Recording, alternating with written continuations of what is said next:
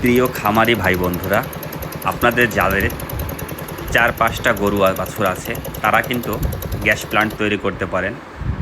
আপনাদের গ্যাস কিনতে হবে না, এই গরুর গোবর দিয়ে বায়োগ্যাস তৈরি করে নিতে পারেন।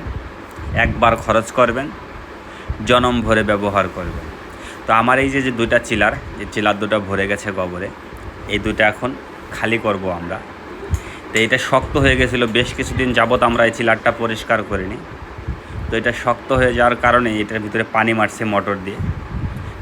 মোটর দিয়ে পানি মারার ফলে এটাকে নরম করছি, এই বাঁশের সাহায্যে এটাকে একটু গুলানোর চেষ্টা করছি, যাতে মোটর মেশিন চালু করলে যাতে টানে মেশিনের পাইপ থেকে বেরিয়ে যায়। তো এইভাবে কিন্তু আমরা মেশিন দিয়ে পরিষ্কার করি, এটা হাত দিয়ে করা, বালতি দিয়ে করা সম্ভব না। আমাদের এই গ্যাস প্ল্যান্টটা করি আমরা আজ থেকে আরও 4 বছর আগে। এটার সার্ভিসটা ভালোই দিয়ে আসছে, এখনও পর্যন্ত প্রবলেম হয়নি। তো এখন একটু প্রবলেম হচ্ছে যে ওই পাইপের ভিতরে হয়তো পানি জমে গেছে। যেটা এটা হচ্ছে গ্যাস চেম্বার, আর এটাই হচ্ছে গ্যাস গোবর দেওয়ার জায়গা। এই গোবরটা এখানটায় দেওয়ার পরে অর্ধেক পানি অর্ধেক গোবর দিয়ে গুলাইতে হয়। আর এটা হচ্ছে প্লান্টে যাওয়ার গেট, এই গেটটা খুলে দিলেই প্লান্টের ভিতরে চলে যায়।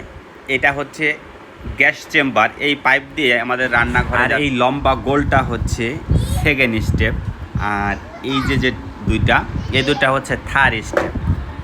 এটা থেকে আর অবশিষ্ট কোনো গ্যাস এটার ভিতরে আর থাকে না। তো এটা গোবরটা শক্ত হয়ে গেছে, এই জন্য উঠছিল না। তো দেখেন এটা কিন্তু প্রায় খালি হয়ে গেছে, অল্প কিছুক্ষণের মধ্যে এটা খালি হয়ে যাবে।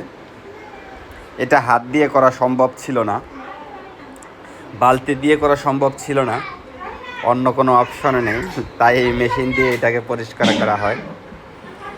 তো আমাদের এই গ্যাস প্ল্যান্টটা করা হয়েছিল সবুজ শক্তির সহযোগিতায়। সবুজ শক্তি থেকে আমাদের এটা সহযোগিতা করেছিল।